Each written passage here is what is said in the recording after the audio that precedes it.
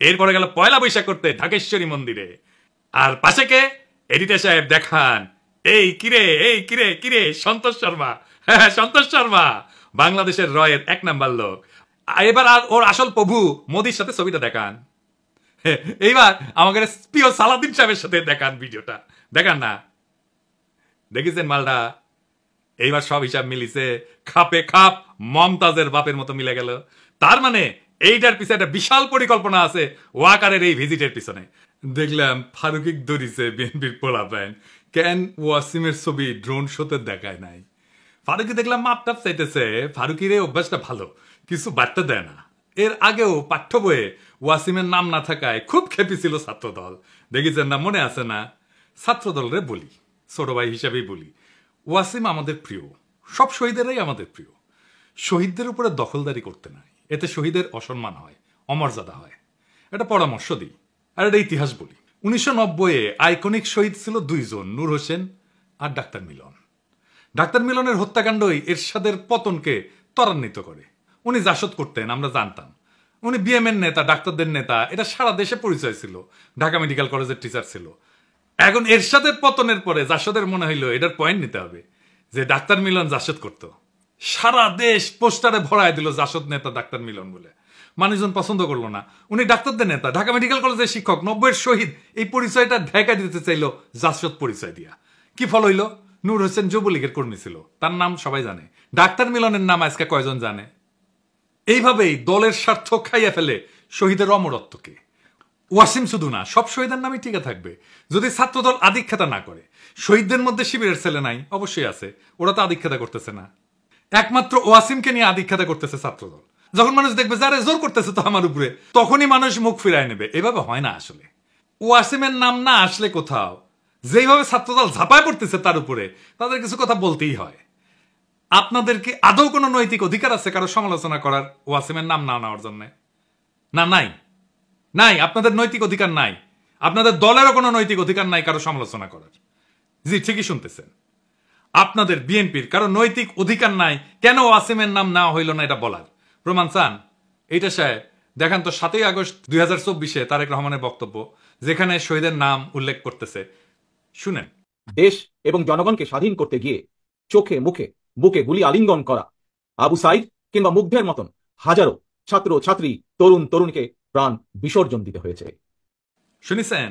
ওয়াসিমের নাম আপনাদের ভারপ্রাপ্ত চেয়ারম্যান কইল? কয় নাই তো। উনার এই বক্তৃতাগুলো তো স্ক্রিপ্ট কইরা বক্তৃতা।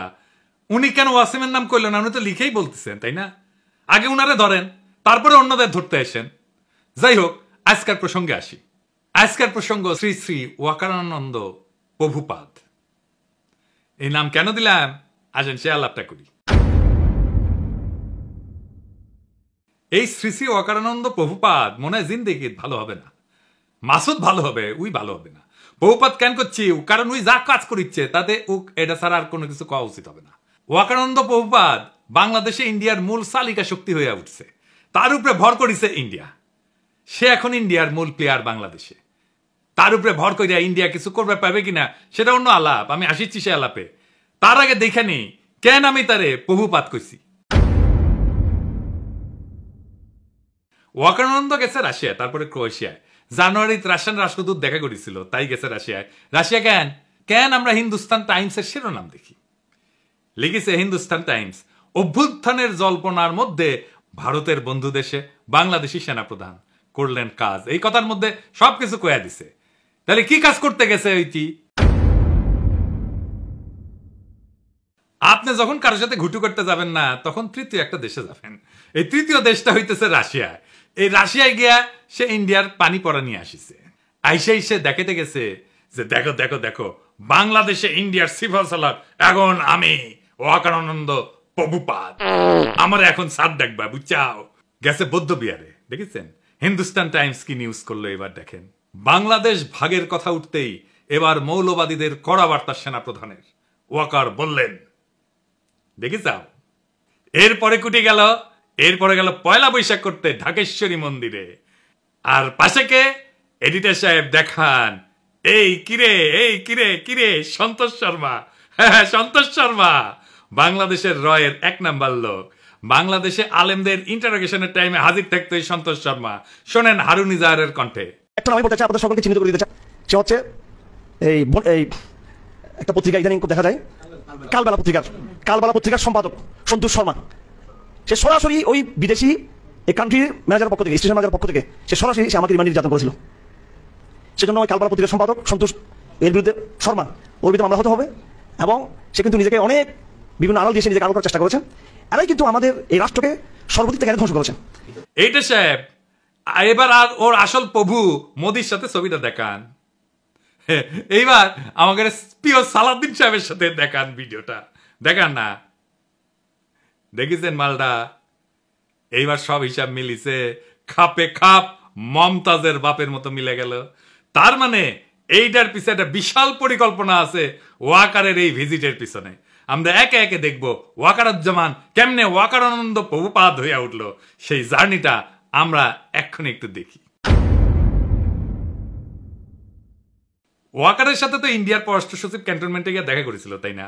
সেনাপ্রধান তো সারাক্ষণ নাকি কথা কইতেছিল নতুন সরকার তৈরির সময় ভারতের সেনাপ্রধানের সাথে, তাই না? ভারতের সেনাপ্রধানই কয়ে দিছে। তারপর আয়নাগর ভিজিটে বাধা দিছে, তাই না?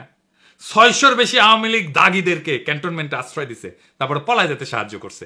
লেফটেন্যান্ট জেনারেল মুজিবকে ক্যান্টনমেন্টে অন্তরীণ অবস্থায় পলায় যেতে সাহায্য করছে। বিডিআর হত্যাকাণ্ডের বিচার আর করা যাবে না কইছে না? আয়নাগরের সব এভিডেন্স নষ্ট করেছে ক্যান্টনমেন্টের মধ্যে। রাজনৈতিক দলগুলোর ডেকে নিয়ে ঘুটু করেছে। তারপর আঙ্গুল উঁচায় শশাইতে গেছে, সারা দেশের মানুষের ঠাপকায় টানছে। হাসনাতরেও ধরতে গেছিল, পাবলিকের দিছে ঠাপ, হটিছে পিছে। তারপর শহীদ পরিবারের সাথে নাটক করেছে, পন্দের আলোতে কলাম লেখাইছে, ছাত্র সৈনিকের ঐক্য যেন ফাটল না ধরে। সৈনিক মানে সাধারণ সৈনিক না, কিন্তু সৈনিক মানে ওয়াকার। তারপরে সার্জিসটা ম্যানেজ করেছে ওয়াকার, তারে দিয়ে বিবৃতি দেওয়াইছে। তাই সার্জিসটা নিয়ে একটা কথা কওয়া দরকার। অনেকেই কইছে, আমি কিছু কই নাই, এখন একটু কই আর কি। সার্জিসের কথাবার্তা শুনে আমি শিওর ওয়াকারের সাথে ওরা একটা গুটু হয়েছে।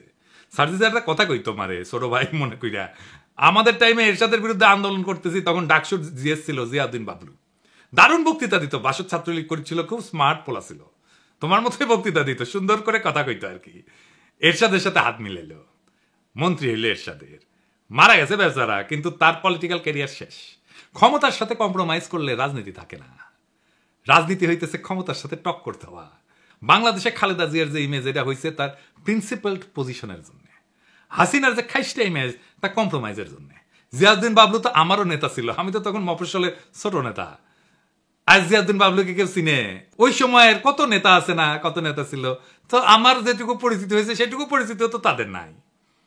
অথচ আমি তো তখন মফস্বলে কর্মী ছিলাম, তাই না? রাজনীতি একটা অনেক লম্বা পথ। এইখানে এই বয়সে কম্প্রোমাইজ করে ফেললে হয়তো এমপি হবা 2-1 বার, তারও বেশি হইতে পারো, মন্ত্রীও হয়তো হবা, তারপর জিয়াউদ্দিন বাবলু হয়ে যাবে। হাসনাত মন্ত্রী এমপি হইতে পারবে কিনা জানি না, কিন্তু বাংলাদেশের নেতা হবে, আগামীর বাংলাদেশের নেতা হবে, যদি তার ইমেজটা এইভাবে ধরে রাখতে পারে। মার্চ ফর গাজায় হাসনাত যে মিছিল করিচ্ছে না, ওর পাশের জায়গাটা তো তোমার হইতে পারতো সার্জিস, হয় নাই? ওই জায়গাটা রাজনীতির। আর ওয়াকারানন্দ প্রভুপাদের সাথে যে কোনো কথাবার্তা নেগোসিয়েশন সব প্রাসাদ ষড়যন্ত্র, ওইখানে রাজনীতি থাকে না। যাই হোক, এই যে ওয়াকার এইসব করিচ্ছে, কেন করিচ্ছে, কিভাবে শুরু হইল এটা? বিক্রম মিশ্র এসে তার সাথে মিটিং করলো। আসছিল বিক্রম মিশ্র বাংলাদেশে, তারপরে হাওয়া, ওর খোঁজ পাওয়া যাচ্ছে না কয়েক ঘন্টা। তারপরে দেখা গেল ওয়াকারের সাথে মিটিং করেছে, এবং এই মিটিং কোনো শিডিউলে করা মিটিং না, কোনো আগে থেকে ঠিক করা মিটিং না, হুট করে মিটিংটা কইরা চলে গেল। তারপরে খালেদা জিয়ার সাথে দেখা করলো ওয়াকার। এটাই হইতেছে মূল খেলা ঘুরানোর ইভেন্ট। এইখানে ওয়াকার, বিএনপি আর ইন্ডিয়া তিনজন এক লাইনে আসে। ওয়াকার হইয়া ওঠে বাংলাদেশে ইন্ডিয়ার পিভট। মানে সাইকেলের চাকা দেখেছেন না তো, সাইকেলের চাকার স্পোক গুলা যে লেগে থাকে যে মাঝখানে, ওই যে ইয়ের কাছে, ওই গোল্লিয়ার কাছে, ওটাই হইতেছে পিভট, বুঝছাও? তো বিএনপি তো এইটা পিভট হয়ে উঠছে ওয়াকার। বিএনপি 72-এর সংবিধান, মুক্তিযুদ্ধের চেতনার, অসাম্প্রদায়িকতার, আওয়ামী লীগ ন্যারেটিভ গুলো বলতে শুরু করছে না তারপর থেকে।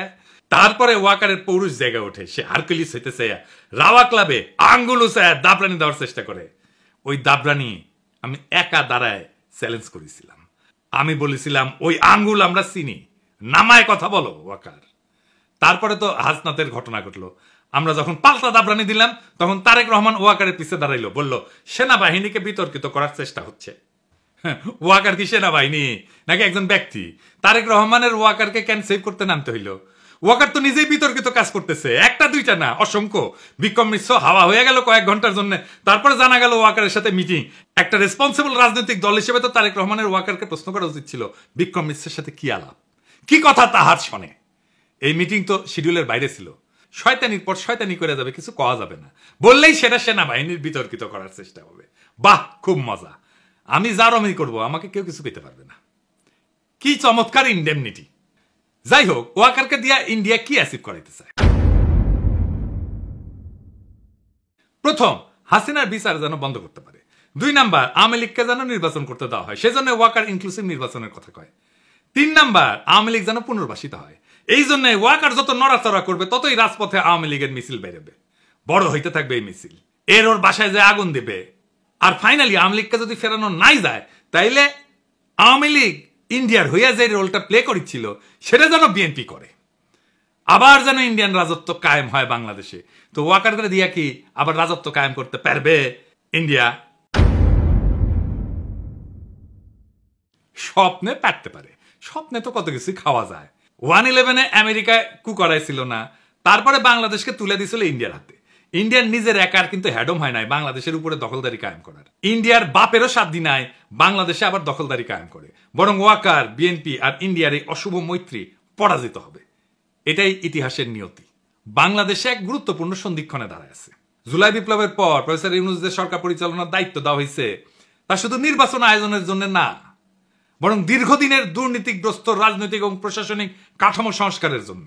টাইম ম্যাগাজিন তাদের দুনিয়ার সবচেয়ে প্রভাবশালী ব্যক্তিত্ব বলে স্বীকৃতি দিছে। এই মানুষটার লিডারশিপে আমরা সমস্ত ষড়যন্ত্রের জাল ছিন্ন করে আগায় যাব। এই সময়টা একটা বিরল সুযোগ আমাদের রাষ্ট্রকে পুনর্গঠন করার। কিন্তু এই রাজনৈতিক দলগুলা প্রয়োজনে সময় দিচ্ছে না, সাহায্য করতেছে না, তড়িঘড়ি করে নির্বাচন নির্বাচন নির্বাচন কইরা মাথা খারাপ করে দিছে। এই তড়িঘড়ি নির্বাচন করলে আগের যে সিস্টেম ছিল সেটাই থাকবে, কিছুই বদলাবে না। আবার ফিরে আসবে সেই ফ্যাসিবাদ, আবার ফিরে আসবে সেই স্বৈরাচার। বারবার দেখতেছেন না, বারবার রক্ত দেওয়া লাগতেছে, বারবার লড়াই সংগ্রাম করতে হচ্ছে, ওই একই জিনিস আবারও থাকবে যদি আমরা এবার কিছু করতে না পারি। তাই এখন এই সিস্টেম, এই ব্যবস্থা পরিবর্তনের সময়, শুধু নেতৃত্বের পরিবর্তন না। ইতিহাসের প্রত্যেকটা বাঁকে আমরা দেখছি, যখন দেশপ্রেমিক জনতা একত্র হয়, তখন কোনো ষড়যন্ত্রই টেকে না, কোনো চক্রান্তই সফল হয় না। ওয়াকার, বিএনপি বা ইন্ডিয়া যেই হোক, যদি তারা জাতির স্বপ্ন, শহীদের আত্মত্যাগ আর জনগণের আশা আকাঙ্ক্ষার সাথে সংঘাতে আসে, তাহলে ইতিহাস তাদের জায়গা করে দেবে ব্যর্থতা আর তিরস্কারের পাতায়। সামনে অন্ধকার আছে, কিন্তু আলো কাছেই। প্রয়োজন শুধু দিক ঠিক করা আর পা বাড়ানো। আমরা অবিচলভাবে সেই পথে আগায় যাব, কেউ আমাদের রুখতে পারবে না। নতুন বাংলাদেশ আমরা গড়বই, দ্বিতীয় স্বাধীনতাকে আমরা পরাজিত হতে দেব না। ইনকিলাব জিন্দাবাদ।